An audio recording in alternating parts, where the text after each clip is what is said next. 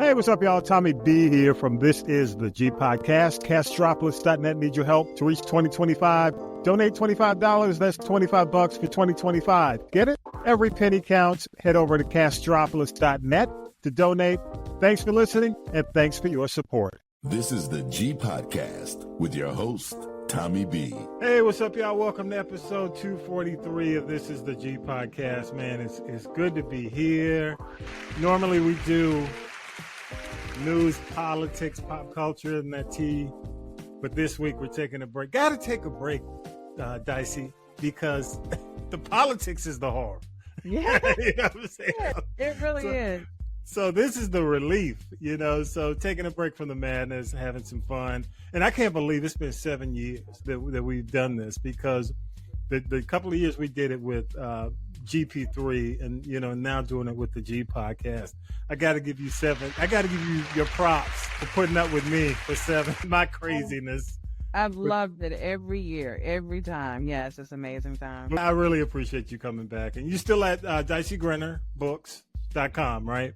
Yes, I have not updated any new books, but I've been putting out a bunch of short stories, a bunch of horror short stories. So, wow.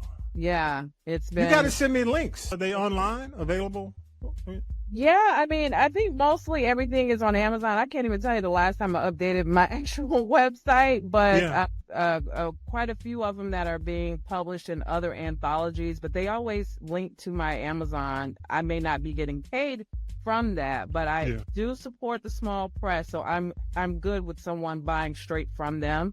Yeah. I have been adding those books to my display when I do in-person events, though, so then I sell print copies like that. But I have several stories and other anthologies, and then I've been putting out my own collection of anthologies of horror stories. I have a erotic psycho horror story, for the spike part. I've been putting out a bunch of those in anthology forms because it's just hot right now, and then it's not much of an investment for people. They don't have to read, all of the ins and outs of all of my series, all my full-length novels. They can come in and get a taste in short format and then move on to another story. Good stuff. Yeah. I mean, that definitely, and you talked about it when you sent me the list. You talked about how big 2024 was, or has been to this point, for horror. And horror's just been a hot genre. I mean, it's still, it has its peaks, and valleys. But I think it's getting a lot of really good attention by some good folks and some good work. And streaming is helping. Yeah, would you agree? Well, we talk about it on our podcast all the time. Like, I stay in the theater now, constantly going to the movies, like at least once or twice a week. I'm in the theater seeing something that I'm really enjoying. So not just going just because, I want to get a moment in the theater and let me see what's playing. No, like I'm excited to go because there's something that I've been waiting for to come out. And right. So I was like, man, horror is really trending. And I knew that was the case when I started seeing Brandy, when I started seeing Niecy Nash, Lee Daniels doing The Deliverance. And look, I just saw that Christopher Nolan is doing a vampire. Yes, I just saw the report yesterday. Not the Batman, dude. Yeah, it's like, and then also Ryan Coogler, all that stuff. Ryan Coogler and Michael B. Jordan have a vampire movie coming out too. Yeah, so everybody is coming over. They're like, wait a minute, I want a piece of that pie. I see what's happening with Jordan Peele and Blumhouse, and they're like, give me some of that. That's a good point. Good point. And you know what? We were talking about Blumhouse. They just did a study, and nearly half the respondents watch scary movies all year long. Yes. So, out of 3,000 people, a lot of folks said, basically they don't just watch it for Halloween. Mm-hmm. Only 6% said they watch it for Halloween, but the majority said basically they watch it all year long. So, they're doing the right thing. And you know what? I saw the trailer for the Michael B. Jordan movie, and it looks, you can't really, unless you look at the comments in the summary, it's hard to tell that it is supposed to be tied to vampires, correct? Okay. So that's going to be interesting. Go ahead. I haven't seen the trailer. I saw a trailer. I'm going to send you the link of the trailer because it looks good. It looks good. Okay. I know it's going to be good. That's just one of those that's like, I'm going to see it regardless. It's like, I don't even need to see the trailer. I'm going. So. Yeah. And I'll put the link to that study on the podcast because I think it's interesting for people who really like horror, to know, hey, what we watching. I mean, you getting some quality stuff and some crazy stuff because I got some I need to talk to you about on these. Yeah, it's crazy. But you know what? I go to the horror film festival, like Houston Horror Film Festival, and a lot of other horror shows every year. Yeah. And man, it is on and popping, like blowing up. Like it has been our thing anyway. Like we're going every year.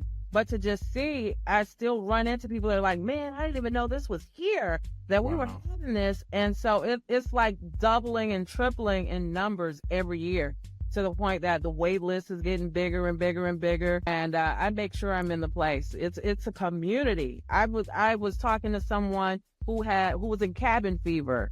Cabin Fever is old. That's an old movie. Well, you know what? There were two of them. The first one was great. The second one, But yeah, you're right. It's a big franchise. Yeah.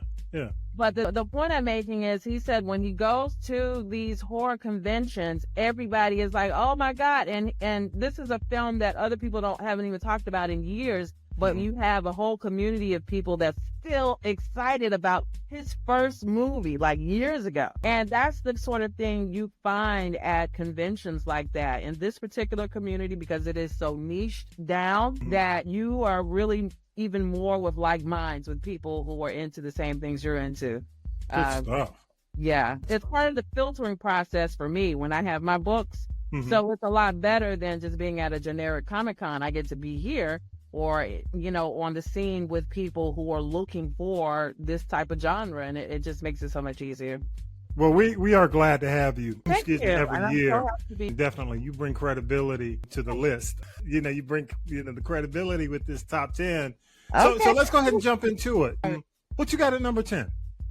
All right. I tried to do these in the order in which I really, truly enjoy them. Okay. So I tried to do it. It was hard.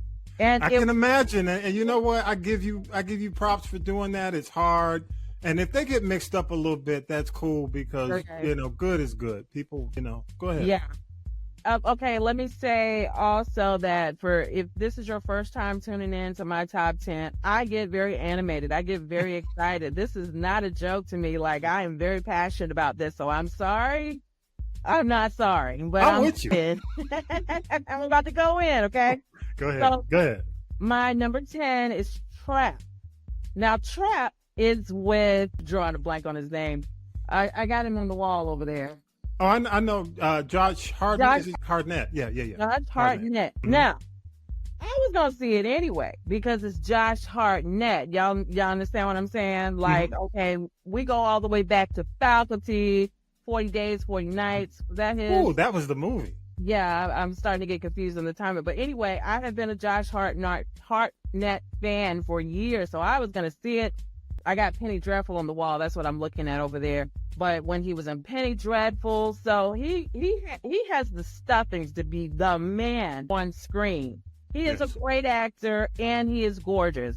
And so with time, he has even gotten that much better. He is very compelling on screen to look at. And I know him being in a serial killer role, I was excited to see it. So this one, it's very intense because there's this pop culture thing going on. And he and his daughter are there to see the pop singer. And supposedly it's all set up to trap him as a serial killer. Now, there's some holes in this, okay? There's a lot of holes. Like, y'all can narrow it down to this, but you can't narrow it down to actually him. And that it's an M. Night movie, so so you know what I'm saying. And I love M. Night. I know you and I, we've differed on that in some areas, but most of his stuff I have really been a fan of. So that was another draw for this. I was like, these two together, it should be great. I enjoyed it. I can understand why people may not think this is great or it may not even be horror. This is under the thriller umbrella of horror to me. Mm-hmm. And so I thought that it was intense enough, it was suspenseful enough, and I didn't know where they were going to go with it. So there's There were some funny moments, and you got to understand I'm in the dark humor, okay? So that's why when we get ready to talk about that other one, you're going to be like, what? Okay, so with the dark humor aspect, there's a time where he is literally, to save his own ass, he is throwing a child down the steps. You know what I mean? So stuff like that is funny to me. But also, it adds to the horrific element. That way we get to see just how low he will go. We get to see, like, this is a really bad dude. Also, I love the fact that the serial killers normally look like him. You know what I mean? Yes. And so it also brings in this real horror element of, it's the guy next door with the family, the one that you wouldn't even suspect. That's who's really carrying out these type of crimes. And so I thought they did a good job of pulling that off. It was entertaining. Excellent. So he's kind of like the I want to say the Ted Bundy type. Yeah, but the thing that was interesting, it looks like it's almost like set up like a Taylor Swift kind of vibe. This big show, and yeah, it was. By the way, it is going to be on Max as we tape this week going into Halloween. So it'll be available via streaming if you haven't seen it in the theater. I think it's enjoyable, and it's got that dark humor that I like. Number 9. Never Let Go. Okay, so Never Let Go. I was going to see this one. Actually, all 10 of these were like immediately, yes, I'm going to watch this one. So Halle Berry, we hadn't seen her in horror, I believe, since Gothica. And so I was really looking forward to seeing her again. I like the tone of this from the trailer. Looked like it was going to be dark, and it was very suspenseful. I also like that we have her in a mother role, because she's given that mother energy. And you know, you and I have talked before, when there is a mother-child component, that adds another level of fear for me. Like, what lengths would you go to protect your kids? So there's this supernatural thing that's going on. There are times when you don't really know what you're seeing. The creatures are kind of jumping out, or is this real? Isn't this real? Is this mental illness? Is this really supernatural? You know? And so it kept me guessing, but also it did have the jump scare factor. So those people that need that to feel like it's horror, there are many jump scares happening here. It was the tone, and I also loved the love from the family, from the kids. There's one kid that really pissed me off. It's needed. It's just like when we did Quiet Place, when we were talking about that before. You're going to have one child messing up, but it kind of furthers the story and kind of adds another level of like, oh my God, we have to protect this kid, but at the same time, the kid is messing everybody up. Like, what do you do in this situation? Before we close the show, I'm going to ask you about something I saw that's tied exactly to that. Okay. That concept of protecting the kids. Yeah. I'm not going to tell you now, but I'll wait, when we wrap up and we talk about, I know you normally do your what do you call them, runner-ups. Yeah. But I do want to talk about a couple of things and get your thoughts on it. But, before we wrap up on number 9, I want to ask you about Halle. Because it didn't do well, at the box office. Right. And it's hard. I think when you see the trailer, it's kind of hard to determine what it is. Yeah. You know what I mean? Yeah. So it'd be worth going to see, because I know it's probably going to hit streaming pretty soon because of what it did at the box office. Mm-hmm. But I think when people see, and I read the summary of what it's about, when people see what it's about, they'll understand. Because I don't think people really know. Do you think? I got Halle right here, too. I see. She was a mom there in that movie, too, I believe. What was the question you asked? No, I was asking you, because I don't think people really knew what the movie was about. When it came, I don't think they did a good job explaining what that movie was. Just my opinion. I didn't know. I went in blind. I knew that there was a movie called Never Let Go. Well, I wouldn't say completely blind. Like, I did see the trailer and I saw the tone of it, and I felt like that drew me in. But no, I didn't really know what it was about. But that's what post-apocalyptic. Yeah. Well, maybe.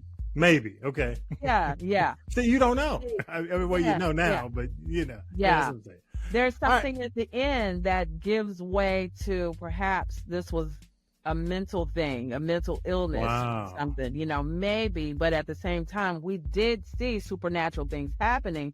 But was it a curse on the family, or was it just through their eyes, through what they saw, how they envisioned it?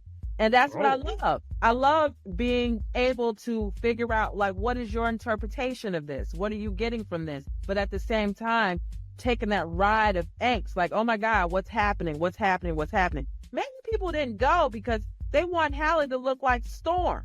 They want her to, dolled up, like in the reunion with that fly-ass haircut. They want them looking like that. Is the reunion or Union? The one with Mark Wahlberg. And she looks fabulous. Yeah. She always looks fabulous, but here she is giving grit.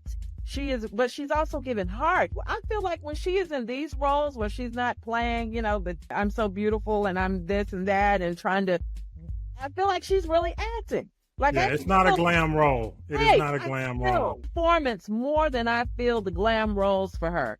I feel like the glam roles are what her agent put her in. It's what Hollywood wants to see her as. But when she's in a role like this, I feel like she really feels like she is enjoying the craft. And I felt that. Good stuff. Yeah, the kid in this also is out in the deliverance, which I thought was an important distinction, because this child is playing like possessed almost in both movies, but I felt like he did a better performance in this one also. Good stuff. Good stuff. Again, the 7th annual Spicy Dicey Top 10. We are now at number 8, right? Now number 8. No, we're at number 8.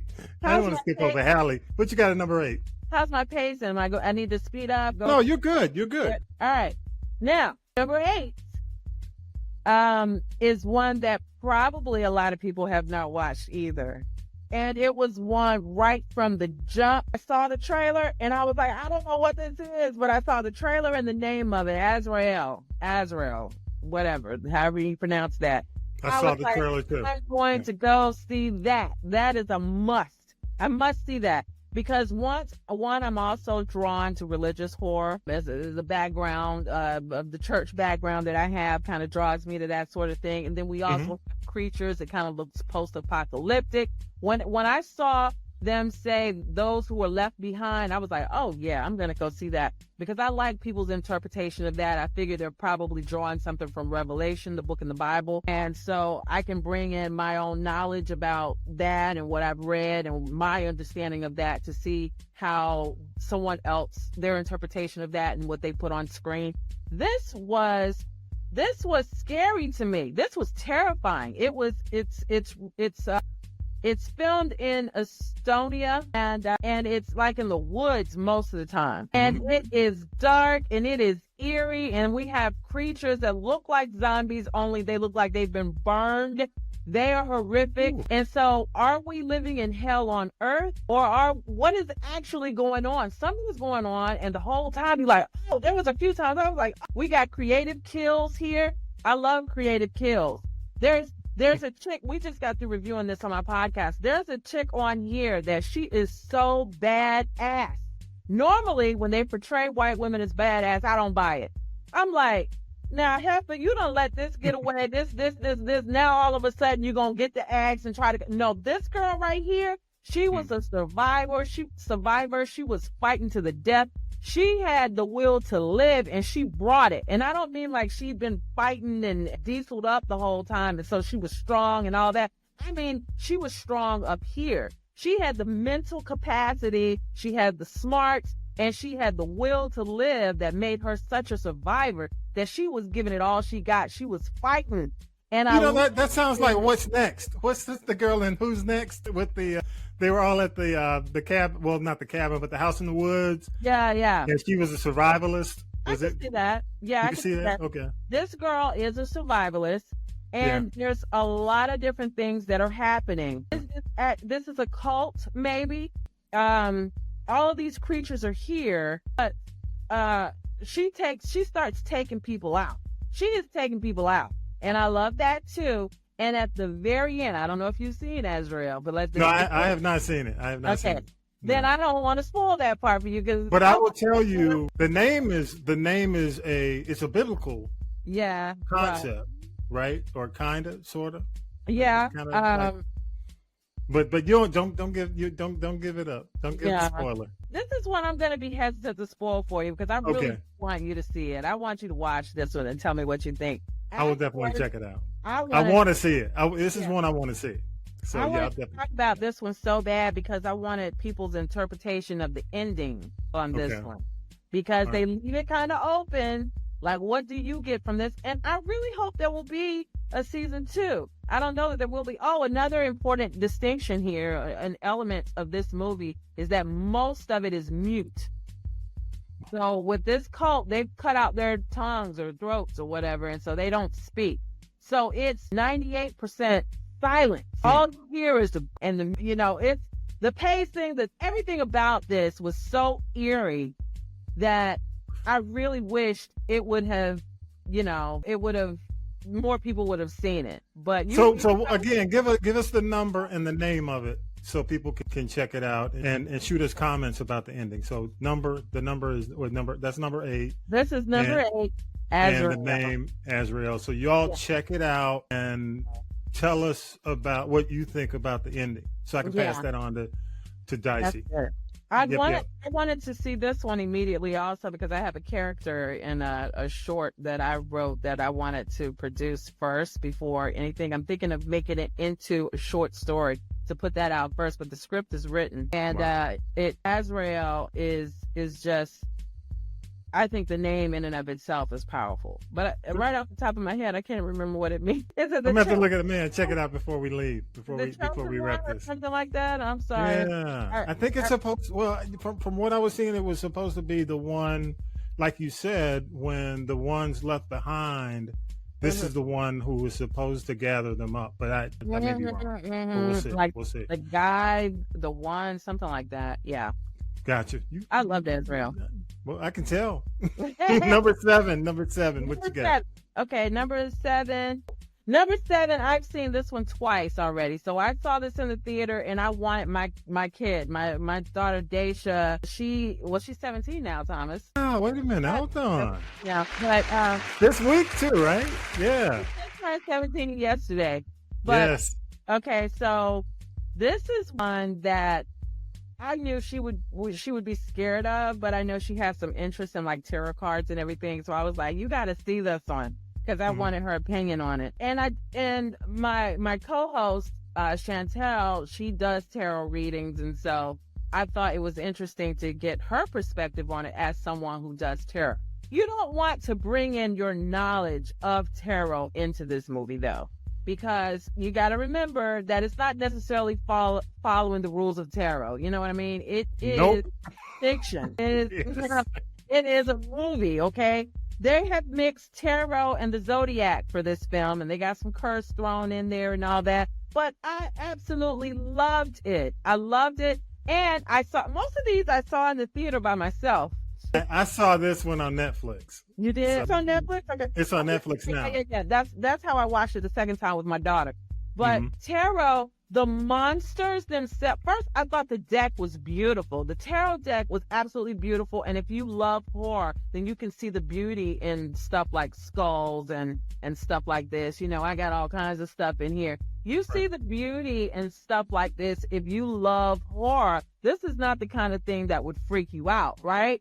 And so when I saw those tarot cards, I was like, oh my goodness, I need to have that. It's so beautiful. However, when the monsters came to life off that card, they took my breath away each time. When they came out and they were like, whoop, I was like, what? And I was terrified. You know, it got my blood pumping. I was like, oh, it was scary. It felt scary. I really love how the curse came together and how they resolved it at the end too. I felt like it was a very satisfying end, especially when we think one of the characters is dead and they happen to come back. I mean, I love that kind of added a little happy twist on the end, but it not be that it was happy. That's not what I liked about it. It was the fact that it was a surprising moment because I did not know that he was alive. Anytime you can surprise me, I'm very happy. I'm excited about that because that made it unpredictable to me. Arrow was really one of my favorites this year. I loved it. Stuff. Most people don't. Well, you know what? I'm gonna wait till the end. But you know, the only thing, it was kind of, I could see your daughter enjoying it because it has that kind of teen vibe to it. You know what I mean? That teen horror vibe. You know, my millennial, my son, he's big. He was big into bodies. I didn't watch the whole thing. Yeah, but it kind of like taking them out one by one. That concept. But yeah, so that was give us that number again and the name of the movie. Okay, number 7 is Tarot. Tarot. Again, go to she's at DiceyGrenorBooks.com, y'all. That's the website. Host of Sex and Horror Podcast, Dicey Grenor, again coming back for 7 years. We are at number 6 of her top 10 horror movies, and go ahead and give them number 6. What you got, Dicey? Number 6, top 10 horror films of 2024. Of 2024. 2024. Did I say what? Did I say 2023? No, you just said top 10 horror films. Where if I was going in general, it would be. Oh, no, yeah, definitely not all time. 2024. And this is of the ones that have come out. I specifically wanted to wait until the other two that came out this month. But also, I'm really excited about Heretic. Like, there are some more that are coming out this year that's like, oh my goodness, they will probably be. You got Nosferatu is coming out in Christmas Day of all days. So yeah, it's not, the year's not over. So we'll say the year so far. Yeah, the year so far. And it's been this was really hard to narrow this list down because I have really enjoyed the films and they've been bringing it all year. But my number 6 is Alien Romulus. And I feel like there's nothing that I need to explain about. I really feel like that's it. Alien, but you know, can I have not. I'm about to watch it on digital. Okay. But I've been a fan since sitting in the theater, not knowing what to expect on number 1 in high school. Okay. So when you see it I saw the very first one and freaked me out. So ever since that alien popped out of the cavity, you know what I'm saying? I have been with the alien flicks, and I totally get it because from what I hear, and you correct me or verify, confirm what I'm hearing is like, this is really horror. This is not, well, it is sci-fi, but it really takes a horror angle this time. You agree? Yeah. I haven't seen it yet. Alien is, this is a part of one of the bringing back like an old familiar horror icon. We got Alien, and we have loved Alien, when they were out, when it was out before, Sigourney Weaver, all of them. And so I was going to see this. I know it's like, well, what's new? You got new. Well, there was plenty that was new IP this year. When I was just talking about Azrael, that's new. Trap, that's kind of new. It's okay to have a nostalgia feeling for something that you used to love. And it's kind of, and so here we had it was so intense. The face huggers, they are terrifying. You know what I mean? They're swimming, they're everywhere. The acid drip, that acid drip is terrifying. It's going to eat right through your skin and bones. We also have the I don't know what you call it. We have the aliens. I'm not aliens. The robots now. We have, which is very relevant to today. Okay, we know that the robots are here. They're here. This is not just a thought of concept from years ago. We have robots and AI. And so we're actually bringing the nostalgia. We're having a nostalgia, but also living in the present moment with this type of possibility. Yeah. So I felt like that added another layer of horror to it. So we got these creatures that are powerful too and terrifying. And the coming out of the body was, we've seen that before, but the way it comes out is still terrifying. And the creature that came out is humongous. Did you know that was a real person? Yeah. I mean, Don't tell me anymore.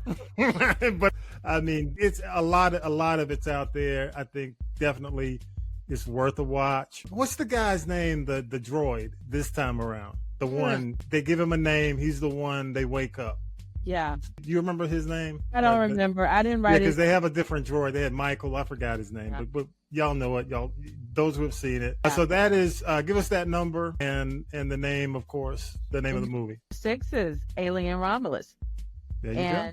And I would say that I love seeing the new characters, the new actors. That way, we can start over with a whole nother generation of people watching Alien. But you know what? I think they just released today that they are working on the sequel. Really? Okay, that makes me happy. I'm glad. Yeah, I think as a matter of fact, as we tape, I saw on a blog that they are looking to get the sequel going. That's good stuff. All right, y'all. We're halfway through. Top 10 horror movies of 2024 so far. Let me clarify. Again, halfway through number 5. What you got, Dicey? Number 5, and thank you so much. I hope you all are enjoying my list so far. You really can't go wrong with these. I mean, just watch them anyway. Okay, number 5. You and I have talked about A Quiet Place every time, and so this is day 1. We have Lupita. We got what's his name, Jeffrey, or the dude from Stranger Things. It starts with a J. Jeffrey may not be it. Joseph Quinn. Yeah. And this was so good. It was good. It doesn't have the same surprise element that the first one had, because we've already seen this twice before now. But it still brought something new and fresh, because now we have like a friendship that's being brought into it, and this survival and helping each other. And it's another moral dilemma of like, what would you do in this situation? Someone is dying and they're willing to sacrifice themselves because they're dying and for the greater good, to let someone else live. And so I thought that there was a beautiful element to it also. We have had families before, in the first one we had the family. So they already had a love connection going on and that desire to protect each other. But we have strangers that come together and they bond and they want to help each other, which I think is very beautiful, because most of the time when we see these things that are kind of post-apocalyptic, it's every man for himself. And these people are willing to sacrifice for a stranger. They're willing to look out for a stranger, and I love that element. Quiet Place creatures are still scary as hell. Yeah. But they can't swim. Yeah. Thank God. That's one thing. But go ahead. And they've been doing a lot of this, because I mentioned that in Azrael too, where it's mute, and in Speak No Evil, there's mute. So there's now so many where you're limiting the senses, which adds another layer of the horror to it, and Don't Breathe. That was another one where, So in a society or in an atmosphere where you would be making a lot of noise, it's more horrific to be quiet to live, So A Quiet Place is always going to be on my list when they come out, I think, because I think they really bring some heart and soul to it, and fear. Yeah. There was more drama, probably. This was more because Lupita is a great actress. Yeah. Her acting was key, I think, to getting this movie, making what this movie was about. But that's the halfway point. Was that number 5? That was number 5, A Quiet Place, day 1. Excellent. Go ahead. Let's hit number 4. What you got? Okay. Number 4, The First Omen. Now, when I first saw this one, it was like towards the beginning of the year, so I almost forgot about it. But this one and my number 3, I almost forgot. And I was like, wait a minute, I remember seeing some films earlier this year that I really loved. It's just been months ago now, so I had to go back and dig. And I was like, yes, The First Omen was good. Again, nostalgic because we got the Omen coming back.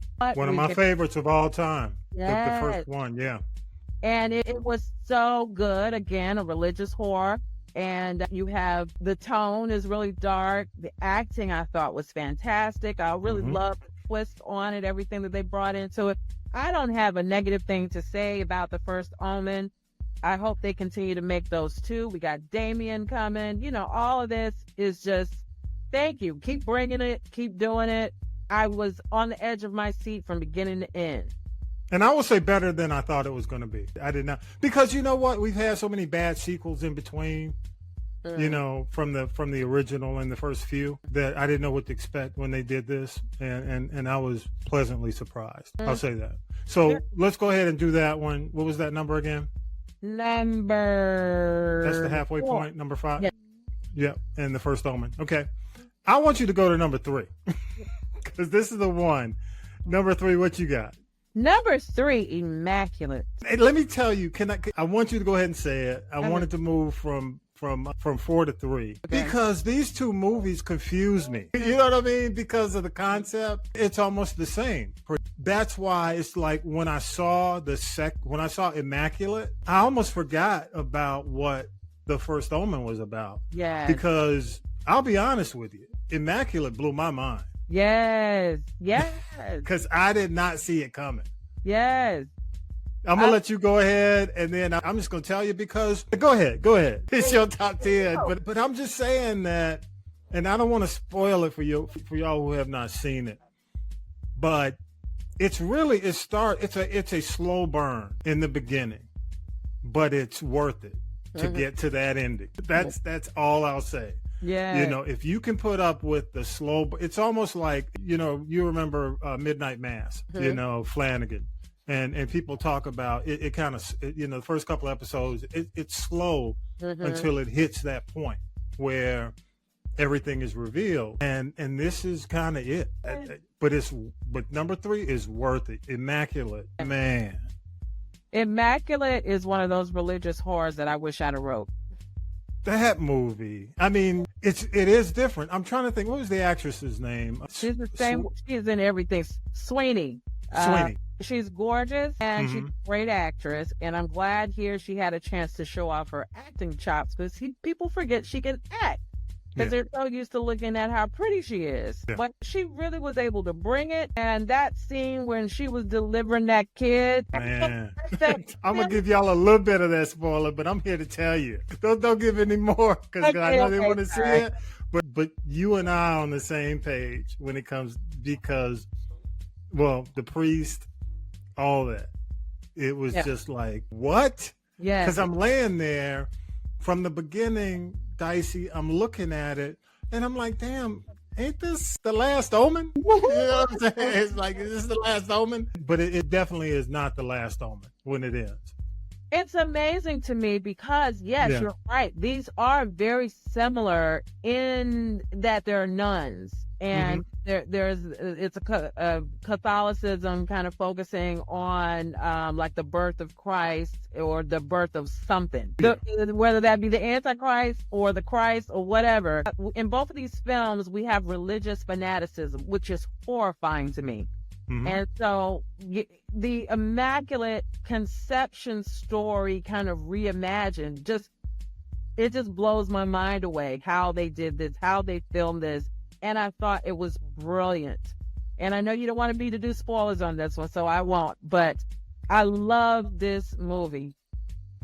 I'm just going to say Sweeney turned it out. She took care of business. I'm going to leave it at that. All right, so what number was that? Go ahead, give it the number. This is number 3, and she's also, you know, like doing comedy. There was that rom-com that she did with Glenn Powell. You know, I think right around the same time. So she is showing some range here. Yeah, so true. Yeah. All right, what you got? Top 2, number 2, the runner-up. Number 2 is Smile 2. That is the last film I watched. I went to the theater to see Smile 2, and I had the theater all to myself. Wow. And I sat in there. Okay, so I really loved Smile 1. My co-host and I are complete opposite ends of this film. But this one is so... Did your co-host like Smile 1? Like it, yeah. She doesn't she like Smile. And so I went to see this. I went to see Smile 2. She didn't see it. She was like, I didn't like the first one. I'm not going to see the second one. I was really excited about seeing the second one because, again, we got a pop star here like we do in Trap.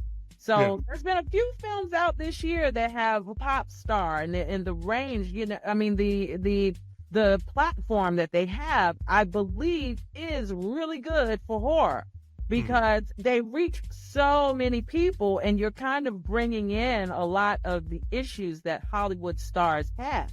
You got the cameras on you all the time. This also, to me, it was heavy because of Liam Payne. You remember recently he either jumped or fell off of the balcony in Argentina. Absolutely. And One Direction. Yeah, there's One Direction. Pressure from One Direction. Yes, there's a lot of pressure on this fella. He's very talented, but you also got a lot of demons that you're wrestling with in your head. There are at least 30 million people who are affected by his death. At least 30 million, because there's like 26 million that follow him on Instagram. And you go down all of his social media platforms, he is a huge guy that people know. And leading right up to his death, he was still talking to fans in the hotel lobby and hanging out with people while he's there. And then suddenly he's gone. And so this film, I could talk about Smile for a while because, and I'm going to try not to, but Smile is layered because I feel like this is about the transference of mental illness or the transference of trauma, transference of suicide. And so watching this, I felt like it transferred to me from the screen. I was so tense. I was so heavy. I felt the weight of the world on my shoulders when I left that theater. I did not have a good feeling. Now, when I watched number one, I did, which is very different. When I watched Azrael, I did. When I watched Immaculate, Alien Robs, most of these other films, I was exuberated. I was like, yes, it was great. You know, horror does not scare me in the sense that it scares a lot of people who are not fans of horror. For me, it is like, wow, I feel invigorated. Like, this is amazing. And when I was going through Smile, I was stressed. The actress stressed me out. I felt like I was going through the bowels of hell with her. I felt like, which makes her a really good actress now, but she's also one that I felt like they needed to have a psychologist on set or something to make sure that this girl was okay, because she had to embody this to make the character believable. I believed she was actually going through the process of her mind being taken over and her dealing with this illness or dealing with the stress that has been passed on to her. I felt so weighted down. I had to go get some self-care. I had to go get my nails done. I don't blame you. And all that. I saw number one, and same comment. I mean, not as extreme as your co-host, but I was right in the middle. I didn't think it was bad. I thought it was pretty good. But what I'm hearing about this one is it's more grandiose. It's a bigger movie. So it affects you differently because it's just a big, Smile 1 is almost like feels like independent, kind of very personal. But for this, like you said, more people, more grandiose, it's bigger in scale. Yeah. So that makes a lot of sense that you would be that tense because so many people are affected at once. Yeah. And I don't want to give it away, but that's what I heard at least in the reviews, some of the reviews. Yeah. But to me, if you can make me feel something in a movie, you've done a great job. Yeah, so agree. Ends up on my list. I did not feel good, but I felt bad. So that was something. So, there you go. Yeah. So number two, name and movie. What's the name of the movie? Number two is Smile 2. Excellent. Good stuff. Hey, before you get to number one, you have a few, let's do the runner-ups. A few of your runner-ups. Make them wait. Go ahead. All right. The honoraries, and this is going to be a surprise one, but Subservience. I really enjoyed Subservience. This is more thriller-ish, like we were talking about with Trap. But in the terms of what's going on with the robots and everything, I thought this was a really good concept.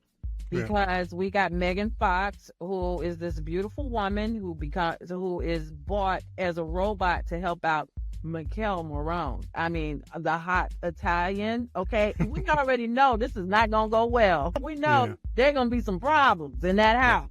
And so I like the concept. I like where they're going with this because we've already seen robots take over in other films, but this was also in a sexy way. Like what happens if the robot don't want the wife to be in the picture no more? If she wants what the wife has, if she wants her family, and what happens if the robot gets jealous? These sorts of things. Or if there's some bad programming and the programming takes over and starts doing something else. I think I would love to see more of these robot type concepts, and I like Subservience. All right, so how many more runner-ups do you have? And we may just give the title of these title in the line, because we want to spend some time with number one. Okay. I want to spend some time with number one. Go ahead. Number 2 is another thriller, Blink Twice. Blink Twice is brilliant. Okay. Yes. Okay. What else? Any other ones? These are your runner-ups before you hit number one. Runner-up, Speak No Evil. Okay. I would say that it did make my list, though, because I didn't feel anything really. It was just good because it's James McAvoy doing what he does. More thriller than horror, was it? More thriller than horror to you? But, I had others that were thriller. It's just, he's a serial killer. There's that element. There's a child involved again, It just didn't make me feel anything other than, okay, that's cool. Yeah, I got you. You got any more on your runner-up list? Let me see. Give one more if you could find one more. One more. You know the one I'm surprised you don't have on the list. What? Late Night with the Devil. Okay. I did watch that one, and this is one where my co-host and I split. She loved it. I loved it. Fascinating to her, and I was just kind of meh. Really? If they'd have spent more time on the exorcism, on the takeover, the possession part more, I would have enjoyed it more. To me, more time was spent on the actual late night talk show part, and I didn't really care. I didn't care. Well, see, for me, it has that nostalgia because they did such a good job setting it up, and I'm a big fan of found footage, the found footage stuff, and this is it. And by the way, y'all, if you haven't seen it, it's Late Night with the Devil. I think I got the title right. It is on Hulu, and I watched it a couple of nights ago. And I watched, you turn something on at 1 a.m. And I'm here to tell you, I had to put it on pause. I'm like, whoa, wait a minute, because it'll freak you out. Mm-hmm. I mean, it's kind of crazy, but I can understand there being an extreme in terms of likes and dislikes on that movie, but I loved it. I was surprised that's the only one when I looked at your list, I said, this is a great list. And I would replace Tarot with this one, with Late Night with the Devil. I would, but I know. Love Tarot, and this one, Late Night with the Devil, just didn't strike me. However, between that one and Long Legs, I have started. Long Legs she really loved, and I was just okay with that one too. Yeah, but I haven't seen that one yet. That's the one with Nicolas Cage. Yeah. Right. Now, Nicolas Cage, I'm really loving what he's doing, what he's putting down these days. Yeah. He put some great things. But I have noticed that there has been a lot of devil film. Yeah. The devil itself. So, Gotcha. Okay. All right. Let's go ahead and do number one. You sure? You ready to do number one? I'm not surprised. Go ahead and do your number one. I was not surprised when I saw number one, but go ahead. Okay, so it shouldn't be. If you've been listening to anything that I've ever said about horror, then it should be nobody's surprise that Terrifier 3 is my number one for horror for 2020. Going to give it up. Yeah. I knew it was going to be number. I'm like, why are we? Yeah, okay. Go ahead. Look, Terrifier 3 is a win for all of us in indie horror. This is an amazing phenomenon. This is more than just a film. This is a phenomenon. Damien Leone and David Thornton, Harold Thornton, the one who plays Art the Clown, and Damien is the writer, director, and special effects guy. Now, that is, okay, I'm getting tongue-tied because I'm thinking so many things at once, and I'm so excited. It's your number one. I get it. Yeah. I saw them at Texas Frightmare in 2023. My podcast was doing press and media there, and they had such a phenomenal panel. So it's not just the film you see, it's the heart behind the film that makes this so amazing to me.